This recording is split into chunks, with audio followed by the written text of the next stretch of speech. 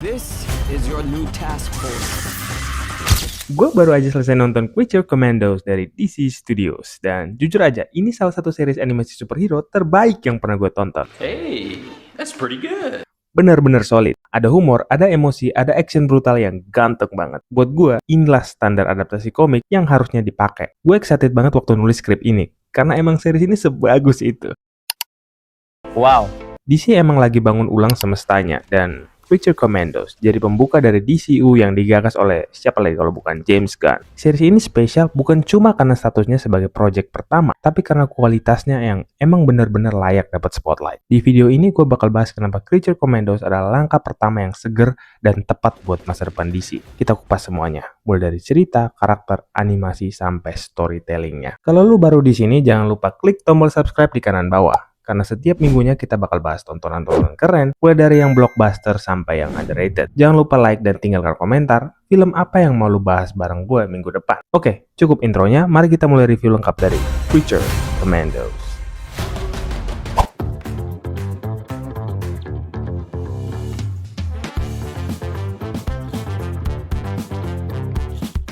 Creature Commandos punya plot dan premis yang simple banget. Amanda Waller, otak dibalik Task Force X alias Suicide Squad, kali ini bikin tim baru bernama Task Force M. M for Monster. Bedanya, yang dikumpulin sekarang bukan lagi kriminal manusia, tapi ya monster. Literally monster. Ada mayat hidup, robot, binatang buas, manusia radioaktif, manusia ikan, ya you got it, creatures. Misi pertama mereka adalah melindungi seorang ratu negara fiksi, Pokholistan, dari ancaman penyihir jahat, Cersei. Tapi ternyata situasinya jauh lebih rumit yang dipikirkan. Ratu yang mereka lindungi justru jadi ancaman terbesar yang harus dieliminasi. Karena itu, Task Force M harus muter otak untuk menyelesaikan tugas mereka. That's it. Simple, straightforward. Tapi eksekusinya, damn, keren banget. Kita mulai dari animasinya dulu. Animasi di sini tuh enak banget dilihat, halus, warnanya tuh nggak nyakitin mata, fight scene-nya satisfying. Gue malah ngerasa lebih nyaman nonton ini daripada Invincible. Dari segi pacing, editing, dan lighting, semuanya dibagi dengan sangat baik dan konsisten. Nggak ada tuh episode atau fight scene yang terbaik, karena ya semuanya terbaik. Creature Commandos berhasil menyuguhkan tampilan visual yang bersih dan enak dilihat dari episode 1 sampai episode terakhir. Gayanya memang cenderung 2D tradisional, bukan yang ultra modern kayak Arcane atau Spider-Verse. Warna-warna yang digunakan nggak terlalu mencolok, tapi tetap dinamis. Tone warna disesuaikan banget sama emosi tiap scene. Misalnya, adegan flashback GI Robot lebih muram dan kelabu. Sementara adegan pertempuran dibuat lebih kontras dan dramatis. Pacingnya juga top tier. Setiap transisi antar scene berjalan mulus. Editingnya tahu kapan harus nge-pause buat kasih momen sedih, dan kapan harus push gas buat ngejar tensi cerita. Yang paling gue suka, koreografi pertarungannya boy. Walaupun ini animasi, gerakan fight-nya tetap punya bobot. Setiap pukulan, ledakan, dan efek visual disusun dengan niat dan tensi yang menggugah mata. Series ini punya 7 episode, masing-masing berdurasi sekitar 30 menitan. Format singkat ini justru bikin setiap episodenya terasa ketat. Gak ada filler, setiap menitnya punya peran. Bahkan adegan ngobrol doang tetap bawa informasi atau perkembangan karakter yang berarti. Nah, yang bikin Creature Commandos istimewa bukan cuma aksinya, tapi gimana dia membangun karakter. Kita nggak cuma dapat action keren masa kini, tapi juga flashback dari setiap anggota Task Force M. Dan bukan sekedar flashback biasa, tapi kita beneran dikenalin ke trauma, latar belakang, dan luka yang sangat menyedihkan. Dan ini mengubah segalanya. Maksud gue adalah, pas kita ngeliat karakter-karakter ini tuh kayak kriminal kejam, unlikable lah. Dan di situ kali ini nggak malu-malu nampilin kekejaman yang mereka lakuin. Ya, meskipun nggak semua kejam ya, ada beberapa yang ditahan karena dunia nggak nerima mereka aja. Dan itu tuh ngubah point of view kita terhadap mereka. Bukan dalam arti nerima kejahatan yang mereka lakuin, tapi kita ngerti kalau mereka ini tampilannya aja monster, padahal di dalamnya tersimpan luka batin yang kita relate banget. Contohnya, The Bride. The Bride adalah highlight dari serial ini. Ia bukan hanya kuat secara fisik, tapi juga emosional. Kita diperlihatkan karakter yang menyimpan amarah, kebencian, dan kehilangan. Bayangkan seseorang yang dibentuk dari potongan-potongan tubuh lain, lalu dipaksa ikut dalam misi berbahaya demi negara yang tidak pernah benar-benar mengakui keberadaannya. Di tangan Gunn, The Bride bukan sekedar parodi dari Frankenstein perempuan. Ia adalah pernyataan tentang identitas dan trauma. Ia menjadi semacam morality compass dalam tim ini. Ia bisa brutal, tapi ia juga bisa menyentuh hati. Dan dialog-dialognya meskipun sedikit, punya beban emosi yang sangat dalam. Kemudian ada GI Robot, karakter yang membuat gue diam sepanjang series. Ya, awalnya gue berpikir apaan sih James kan masukin robot gak jelas gini. But I was wrong. Cheers to the Tin Man.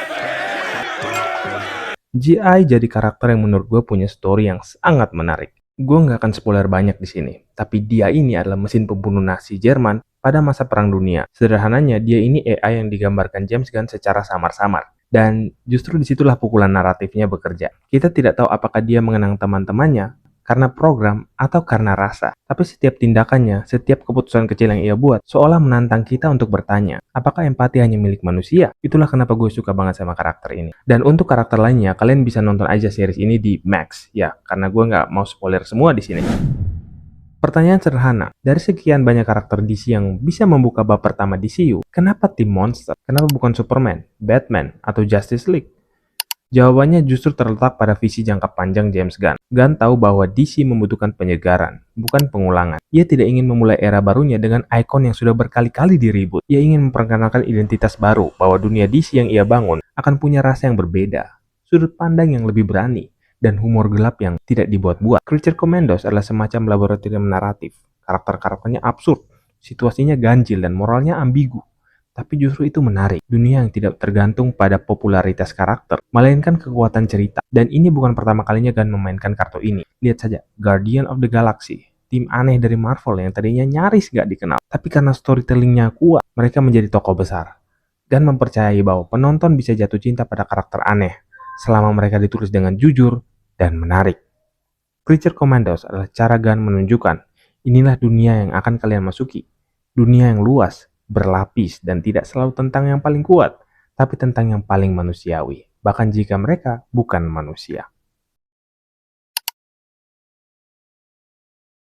Creature Commandos bukan sekedar seri animasi pembuka. Ia adalah bagian dari blueprint yang jauh lebih besar. James Gunn tidak sedang membuat proyek satu persatu secara acak. Ia sedang menyusun narasi DCU. Dan setiap kepingannya punya posisi. Lalu bagaimana Creature Commandos terhubung ke Superman? Pertama, mari kita mulai dari karakter. Salah satu tokoh penting dalam Creature Commandos adalah Rick Flag Sr., ayah dari Rick Flag di Suicide Squad yang sudah mati. Artinya, universe lama dan universe baru ini tidak sepenuhnya terputus. Mereka akan disatukan secara organik. Kedua, kita diperkenalkan pada Waller dan dinamika antar divisi rahasia militer DC.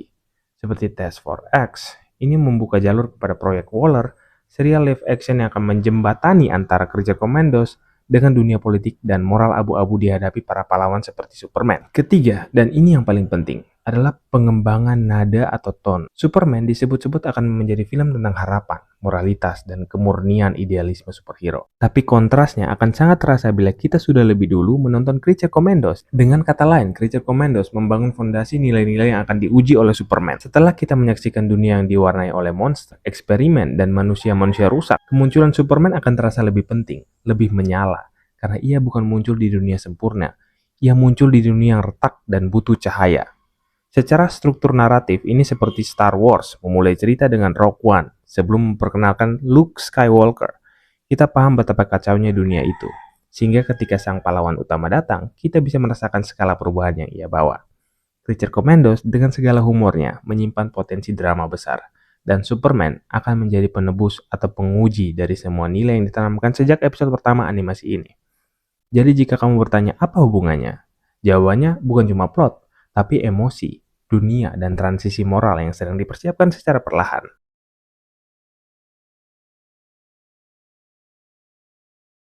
Ketika DC Studios mengumumkan bahwa Creature Commandos akan menjadi pembuka resmi dari DCU era James Gunn, banyak fans mengernyitkan dahi. Maksudnya, monster di animasi? Bukannya ini DC Universe, bukan Monsterverse. Tapi justru di sini letak keberaniannya. James Gunn dikenal sebagai otak di balik Guardian of the Galaxy dan The Suicide Squad. Bukanlah orang yang bermain aman.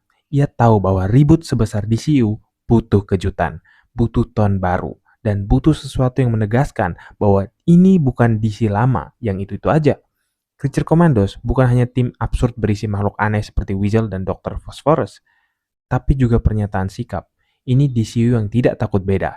Ini DCU yang mau mulai dari bawah tanah, dari eksperimen kecil sebelum mengangkat Superman ke langit. Jadi, apakah ini langkah cerdas atau taruhan? Mari kita jujur, secara komersial, proyek ini berisiko. Nama-nama karakternya tidak menjual seperti Batman. Bahkan sebagian besar penonton awam belum pernah dengar tentang The Bride atau Rick Flag Senior. Tapi secara strategi jangka panjang, ini bisa jadi gerakan pembuka yang sangat calculated. Pertama, Animasi memberi James Gunn ruang bebas. Ia tidak perlu membayar aktor mahal atau dibatasi visual effect. Ia bisa mengatur dunia DC dengan kontrol penuh, sebuah sandbox untuk bereksperimen. Kedua, ini adalah uji coba. Kalau Creature Commandos gagal, kerusakannya kecil. Tapi kalau sukses, DCU langsung punya satu cult klasik yang kuat secara karakter dan tone. Lebih dari itu, tim ini memperkenalkan benih, narasi, dan dinamika dunia DCU yang akan menjalar ke proyek-proyek live action ke depan. Jadi ya, ini langkah yang berani. Tapi bukan gegabah. James Gunn bertaruh dengan kartu yang sudah ia hitung resikonya. Dan sejauh ini, hasilnya menjanjikan. Creature Commandos mungkin bukan pembuka yang kita harapkan, tapi justru disitulah kekuatannya. DCU tidak dimulai dengan simbol, tapi dengan jiwa. Bukan soal kekuatan super, tapi tentang luka, identitas, dan karakter. Dan kalau awalnya seintim ini, mungkin untuk pertama kalinya DC tahu kemana mereka akan pergi. Oke, sekian dulu pembahasan kita kali ini. Kalau kalian suka dengan pembahasan gua, kalian bisa dukung channel ini untuk mendapatkan 1000 subscriber pertama. Jangan lupa cek juga video pembahasan gua lainnya. Gua Lord Film, sampai jumpa di video berikutnya. Until next time.